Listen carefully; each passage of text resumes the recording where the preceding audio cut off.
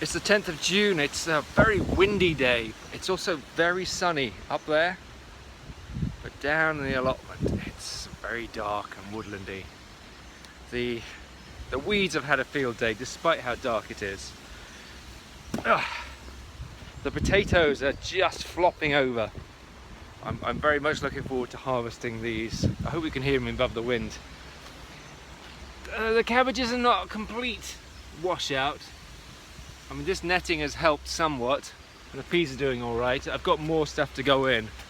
The temporary makeshift ending thing hasn't seemed to have worked. I still need to find some chicken wire, but they ran out in the in home base.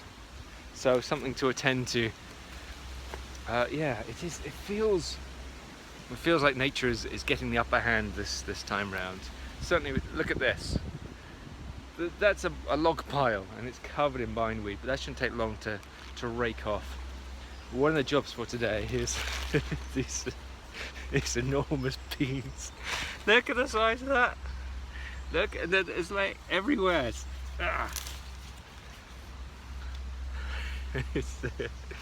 Well, it makes me laugh.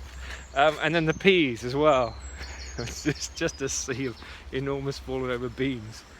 The peas, the meteor peas down here, they've got to be harvested, and then I can clear this, and it should look tidier.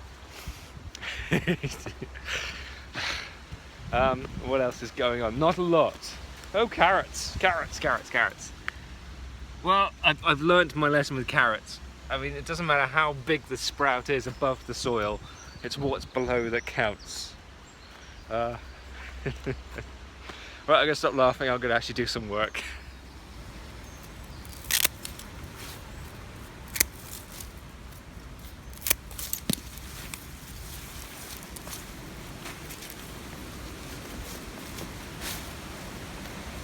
Tell you what, these beans are probably one of the most rewarding harvests I've had, apart from potatoes, which, you know, I think are peerless. But these, look at these. I've got still more to take off, but I've already got a bag full just from this little area here. And I'm so glad that this little scrap of ground, which was waste ground before, has produced so much stuff. And it's, you know, it's decent as well. It's not scrawny. I know I've had problems with garlic, which I'm growing over there because we're quite shady and it's been very wet. But these beans have loved it. And the other thing I like is that the seeds for these, the original beans, came from Nick over there, who grew them last year. So it's a good all round. I'm looking forward to having these in all sorts of different ways. Maybe salads, you know, it is sunny for once. Let's get these done and then see what a pea harvest is like. It's a very modest harvest from the peas, but I'm not disappointed, because I know that soil over there is really, really thin and not very rich. So hopefully the nitrogen fixing roots for there will get dug in and enrich the soil. And I've also got extra bits for the compost. You can see they've hardly got any leaves on. Some are dried, some are eaten. So, you know, something's had a feast, and I'll get some food out of that.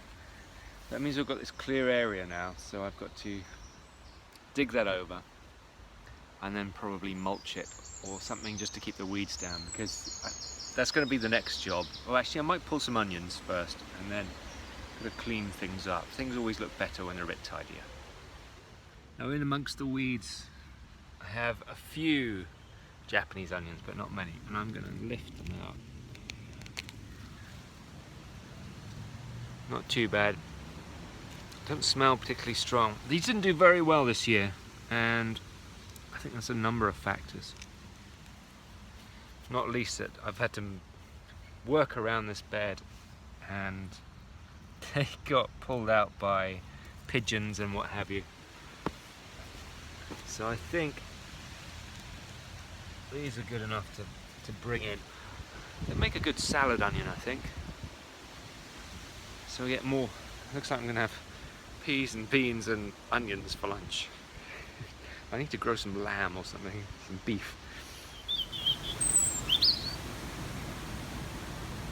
Now, one of the areas I'm most pleased with this year has been the bluebell bed.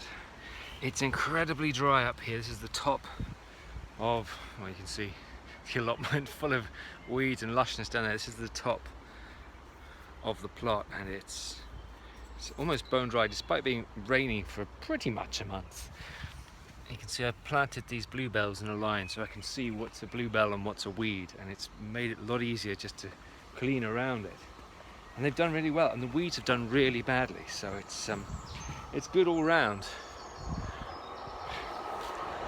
London train? No. Westbury. Looks like a Westbury train.